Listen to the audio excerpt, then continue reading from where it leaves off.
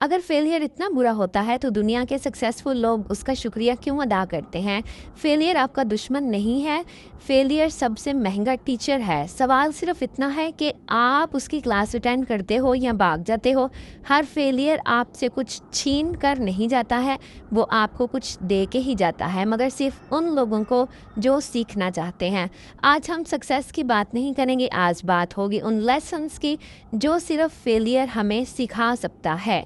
कभी सोचा है जिस दिन हम फेल हुए थे शायद वही दिन हमारी अगली ग्रोथ भी शुरू हो सकती है? कि हमें फेलियर से डर क्यों लगता है? आज हमारा पार्ट 2 है लर्न फ्रॉम फेलियर का।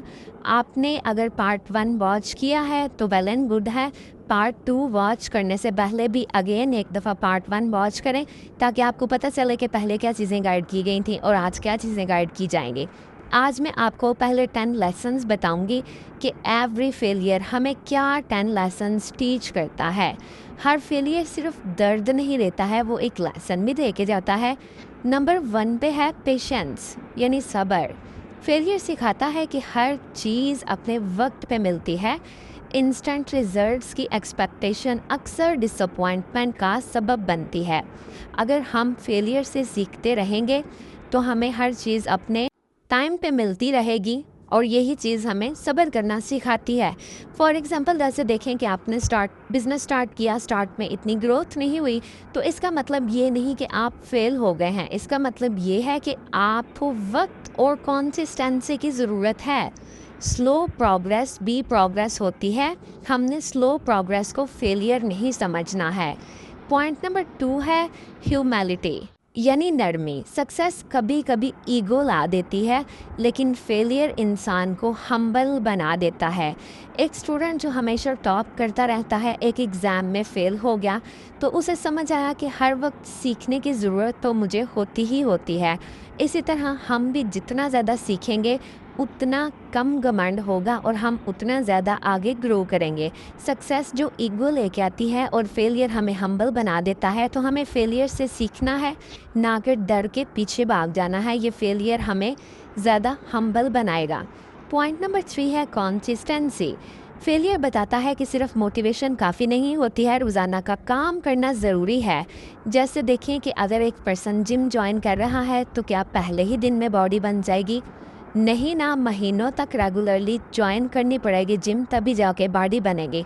तो कंसिस्टेंसी जो है वो बिल्ड्स करती है इंटेंसिटी को।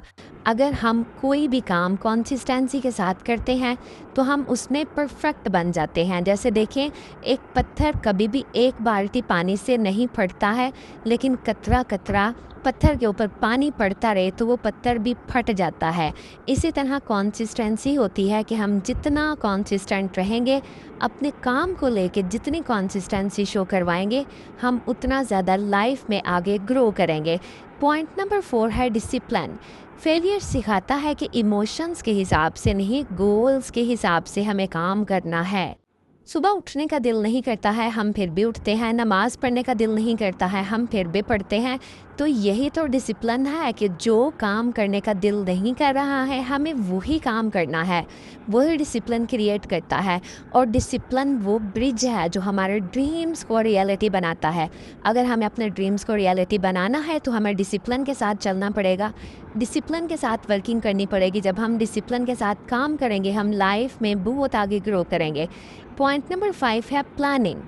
कई फेलियर सिर्फ इसलिए होते हैं क्योंकि प्लानिंग वीक होती है, इसीलिए वो हमें प्लानिंग करना सिखाते हैं। जैसे डेली प्लानिंग हमें बेटर रिजल्ट देती है, और प्लान के बिना गोल सिर्फ एक विश होता है। अगर हमारा गोल है, हमें उसके लिए प्लानिंग करनी है, प्लानिंग करेंगे, उस पर वर्किंग करेंगे, उस पर एक्शन लेंगे, तभी हम आगे लाइफ में ग्रो कर पाएंगे। इसीलिए हमें फेलियर जो है वो प्लानिंग करना भी सिखाता है कि हमें नए नए प्लान्स बनाने हैं, नए नए स्ट्रेटजीज बनानी है, नई नई डायरेक्शन पे चलना है, तभी हम ग्रो कर सकेंगे। पॉइंट नंबर 6 है अडॉप्टेबिलिटी। फेलियर हमें बताता है कि अगर एक तरीका काम नहीं करता है तो नए तरीके को ट्राई करो। बिजनेस में अगर एक स्ट्रेटजी काम नहीं कर रही है तो हमें सेकंड स्ट्रेटजी अप्लाई करनी चाहिए। चेंज से मत डरें, उससे ग्रो करें। अगर एक डायरेक्शन गलत है तो हम नए डायरेक्शन पे चल सकते हैं। एक प्लानिंग गलत है तो हम नई प्लानिंग बना सकते हैं। अगर एक काम अच्छा नहीं हुआ तो हम उसको अच्छा करने के 10 और मेथड सीख सकते हैं। अगर एक रास्ता अच्छा नहीं चल रहा है, हमें नए रास्तों पर ट्राई करना है, हमें नए रास्तों पे चलना है। पॉइंट नंबर 7 है emotional strength. Failure emotional pain को हैंडल करना सिखाता है। जब हमें रिजेक्ट किया जाता है या हम रिजेक्ट होते हैं, हमारे बिजनेस में ग्रोथ नहीं होती है, हम खुद को फेल समझ रहे होते हैं, स्किल्स हमें नहीं सीखने को मिल रही होती हैं, लेकिन यही चीज़ है कि हम इमोशंस को कंट्रोल करना सीखते हैं। आपको क्या लगता है कि स्ट्रांग लोग कभी नहीं गिरते? नहीं, वो हर बार गिरते हैं और गिर के उठ जाते हैं। इसीलिए हमें लगता है कि स्ट्रांग लोग तो कभी गिरे ही नहीं, लेकिन हमें फेलियर इमोशंस को कंट्रोल करना सिखाती है, तो हमने अपने इमोशंस को कंट्रोल करना सीखना है। पॉइंट नंबर 8 है फोकस। फेलियर बताता है कि डिस्ट्रैक्शंस गोल को दूर कर देती हैं और हमें अपने फोकस करके अपने गोल्स अचीव करने हैं। हर 5 मिनट बाद अजीब नोटिफिकेशंस चेक करना, हर 5 मिनट के बाद अपने डिस्ट्रैक्शंस खुद बनाना, हर 5 मिनट के बाद रील स्क्रॉल करना, हर 5 मिनट के बाद यूट्यूब पे ऐसी वीडियोस देखना जो हमारे काम के रिलेटेड नहीं हैं, तो ये सारी चीज़ें हमें हमारे गोल से दूर कर रही हैं। जहाँ फोकस होता है वहीं ग्रोथ होती है। जब हमारे माइंड में इतनी सारी चीज़ें एक साथ नहीं चल रही होंगी, हम अपने काम पे बहुत अच्छे से फोकस कर रहे होंगे। अगर हमारे माइंड में बहुत सारी चीज़ें चल रही हों, हमारे माइंड में डिफरेंट चीज़ें आ रही हों, हम ओवर थिंकिंग कर रहे हों, तो हमारा फोकस बिल्कुल भी क्लियर नहीं होता है। पॉइंट नंबर 9 है सेल्फ अवेयरनेस। फेलियर आपको आपकी वीकनेस और स्ट्रेंथ दोनों दिखा देता है। जो अपनी कमी को पहचान लेते हैं वही अपनी असल इम्प्रूवमेंट की तरफ बढ़ते हैं। जब हम अपने अंदर की कमी को पहचान लेंगे, हम उस पर काम करना स्टार्ट कर देंगे और हम आगे ग्रो कर सकते हैं। नंबर 10 है ग्रेटिट्यूड यानी शुक्र। फेलियर के बाद इंसान उन चीज़ों की वैल्यू समझता है जो पहले उसे बहुत नॉर्मल लगती हैं। बिजनेस लॉस के बाद फैमिली का सपोर्ट और सेहत की इम्पोर्टेंस और ज़्यादा महसूस होने लगती है। शुक्र करने वाले इंसान हर हाल में कुछ ना कुछ करके जीत ही जाते हैं।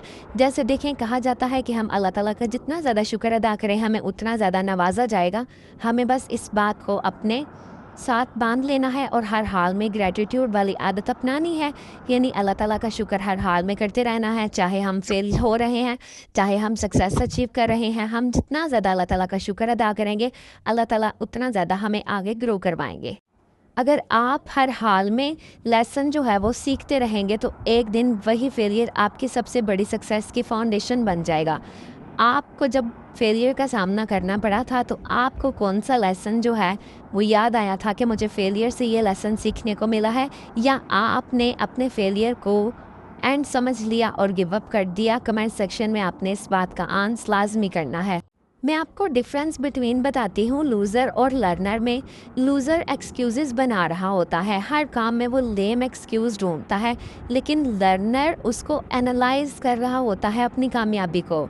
लूज़र ब्लेम कर रहा होता है, अपना ब्लेम दूसरों पर डाल रहा होता है। अगर उससे कोई काम अच्छा नहीं होता तो वो उसका ब्लेम दूसरों पर डाल देता है, लेकिन अगर लर्नर से कोई काम गलत हुआ है तो वो उसको इम्प्रूव करता है। लूज़र्स क्विट कर देते हैं, वो गिव अप करना हर मसले का हल समझते हैं, लेकिन लर्नर रीट्राई करते रहते हैं, इसीलिए वो लाइफ में सक्सेसफुल हैं। और जो लूज़र लोग होते हैं वो लाइफ में अनसक्सेसफुल होके अपनी अनसक्सेसफुल की भी गलती दूसरों पे ही डालते हैं और कहते हैं कि हमारी किस्मत ही ऐसी थी। लेकिन किस्मत तो किसी की भी ऐसी नहीं होती है, किस्मत तो खुद बनानी पड़ती है। अल्लाह ताला भी मेहनत करने वालों के साथ हैं। अगर हम मेहनत नहीं करेंगे तो हम किस्मत को बुरा कैसे कह सकते हैं? चलें अब ज़रा फेलियर एनालिसिस फार्मूला सीखते हैं। हर फेलियर को आप अपना टीचर बनाएं, ठीक है? अक्सर लोग फेलियर के बाद सिर्फ इतना कहते हैं, मेरी किस्मत ख़राब थी, मेरे साथ ही ऐसा क्यों होता है, मैं कुछ नहीं कर सकती हूँ, और फिर वही मिस्टेक दोबारा रिपीट कर देते हैं। लेकिन सक्सेसफुल लोग जो होते हैं वो एक काम अलग करते हैं। वो हर फेलियर के बाद अपनी फीलिंग्स को साइड पे रख के उसको एनालाइज करते हैं। इस एनालिसिस की एक सिंपल लेकिन पावरफुल फार्मूला है। हर फेलियर के बाद सिर्फ 5 क्वेश्चंस लिखें। ये 5 क्वेश्चंस आपकी सोच को कंप्लेन मोड से लर्निंग मोड में ले आएंगे। क्वेश्चन नंबर 1 ये लिखना है क्या हुआ। सबसे पहले आपने सिर्फ फैक्ट लिखना है, इमोशंस नहीं लिखने हैं, एक्सक्यूजेस भी नहीं लिखने हैं, only reality. For example business target complete नहीं हुआ, एग्जाम्स में फेल हो गए, यहाँ सिर्फ इंसिडेंट लिखना है। अगर पहला स्टेप ही गलत हो गया तो एनालाइज भी गलत हो जाएगा। अपने लास्ट फेलियर को एक सेंटेंस में लिखें, बस फैक्ट लिखना है। क्वेश्चन नंबर 2 है क्यों हुआ। आप रीज़न ढूंढें, लेकिन ऑनेस्ट रीज़न। लोग अक्सर कहते हैं ये हो गया वैसे हो गया, लोग सपोर्ट नहीं करते, लोग क्या कहेंगे, मेरी लक ख़राब थी, ये सब बराबर के रीज़न्स हैं। आपने आपसे खुद पूछना है मैं और बेहतर क्या कर सकता हूँ। फॉर एग्ज़ाम्पल अगर आप बिजनेस टारगेट में फेल हो गए हैं तो प्लानिंग नहीं थी या टाइम मैनेज नहीं हुआ, यह आप ब्लेम नहीं करना, बस रीज़न चाहिए है। वो रीज़न लिखनी है आपने कि ये क्यों हुआ है, इसके पीछे की मेन रीज़न क्या है। एक्सक्यूज़ नहीं लिखना है। क्वेश्चन नंबर 3 है मेरी क्या मिस्टेक थी। ये सबसे इम्पॉर्टेंट क्वेश्चन है। क्यों? क्योंकि जब तक मिस्टेक एक्सेप्ट नहीं करोगे इम्प्रूवमेंट इम्पॉसिबल है।